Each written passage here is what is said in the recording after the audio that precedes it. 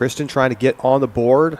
Took a par on hole 1 and now looking for her first birdie.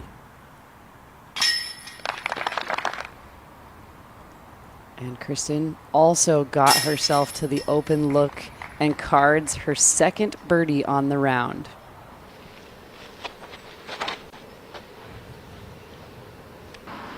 Oh, I love the shape of this. Perfect. Tattar.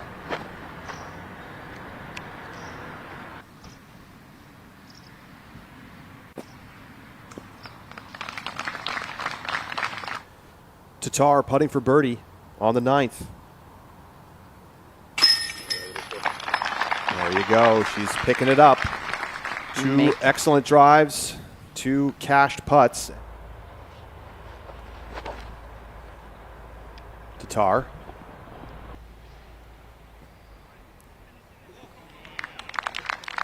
Oh my goodness, Charlie. Maybe the best drive we've seen on this hole.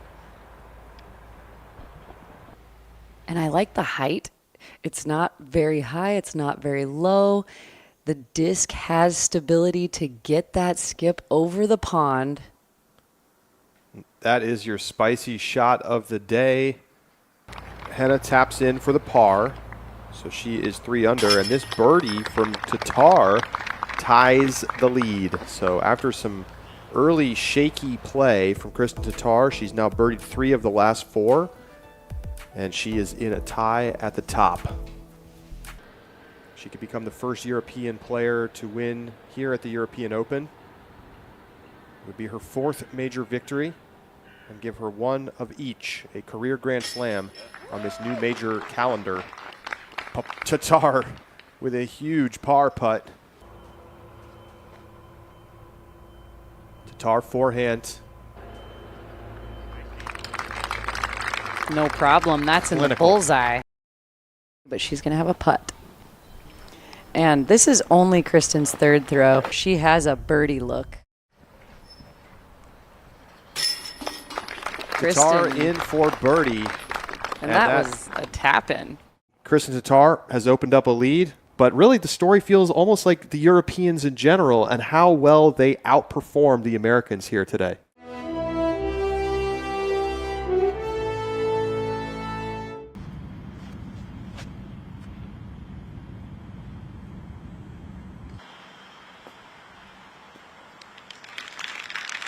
Great drive from Tattar.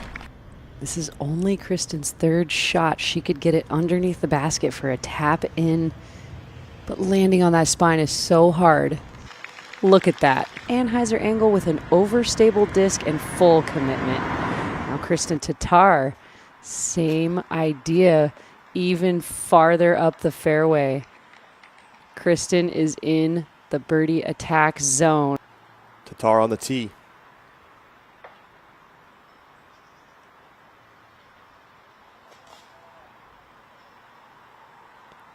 And it's off to the right. Oh, as I say that, we see an insane roll to like a whole different side of the fairway with an open look where her disc landed was completely obstructed. Kristin is so much closer to the basket and doesn't have the drastic uphill that I thought. Door open.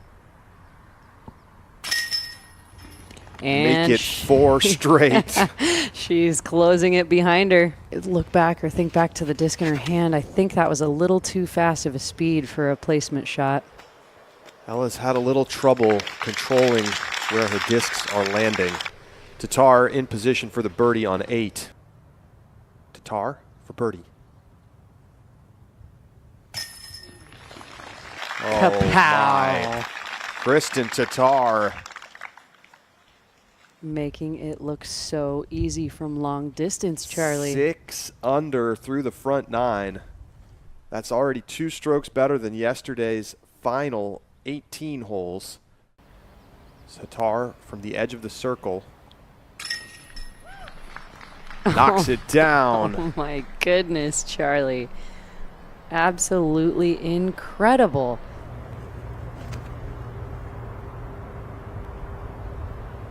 And this is a beautiful looking powerful attack at the basket. In fact, a little too much on it.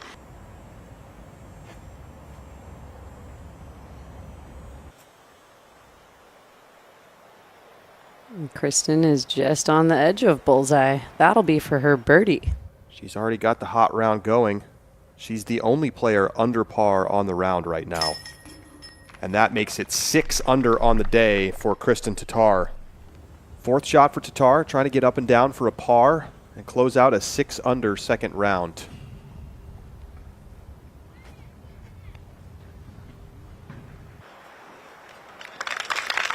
That'll do it. And Kristin Tattar will take a 13-shot lead into round number 3 on Saturday.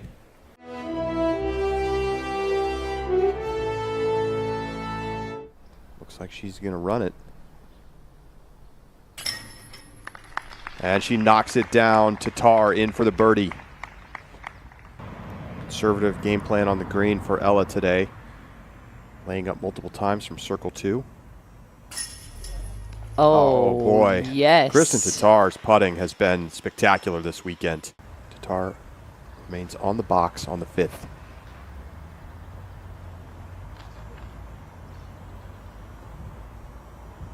Oh, yeah.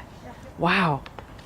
That was some pretty great ground action. Shorter in the distance kind of a hole. Somebody needs to peer it like this. But leaking a little right. Is it going to sneak through? You bet. Oh.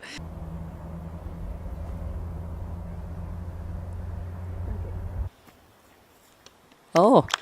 Saying make it. Came pretty close, Zoe. Yeah, almost virtually almost perfect. She matched the height and angle that really it needed to go in. It was about a foot short though.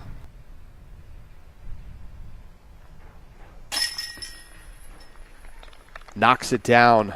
Kristin Tattar, 6 straight pars.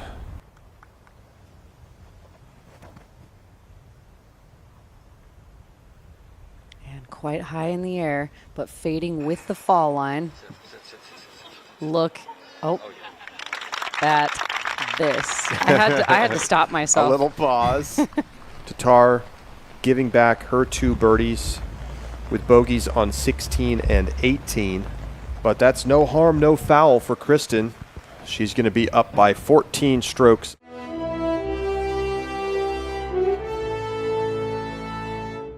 The line Tattar throws, I think, is the best line on the hole. Beautiful height, shape, stability, and almost bouncing it in for a 1. It's going to be a really challenging shot to be able to keep it low enough and get enough distance. But she is up for the task. Charlie, take a look at this. Oh my goodness, and then a kick and roll to better positioning on the berm.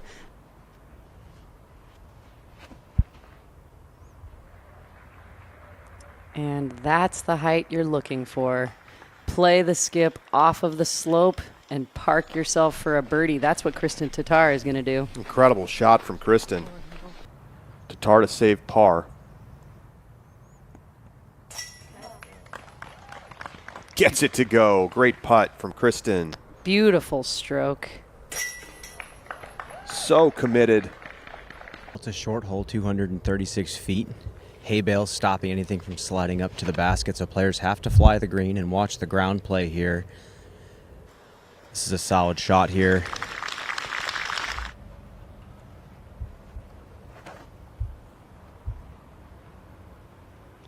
Does it have enough turn? Yes. Finally, Tattar has the drive on 14 that she knows she can execute. Tattar for birdie to get back to 10 under.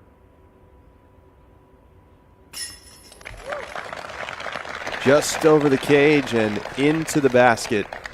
Kristin's going to go over the top of the Ducks onto the green with the forehand. And right next to the basket. Such a precise thrower with the forehand. She puts it to a drop-in distance for her birdie. And it's one of the reasons that she has been so good this week, Zoe. Tattar to wrap up a remarkable tournament. Similar to every other day's tee shot, she's well up there with that forehand, and she is in great position. After becoming the first European player in the FPO division to win a world championship last year, Kristin Tattar will become the first to win at the European Open.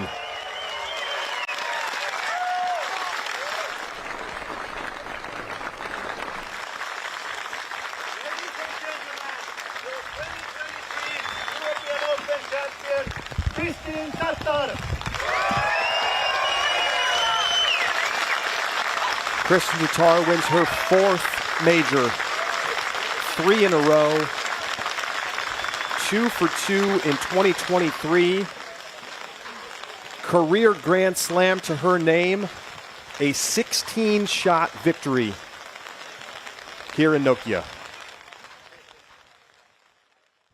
And we are pleased to welcome you back inside of our broadcast booth right now.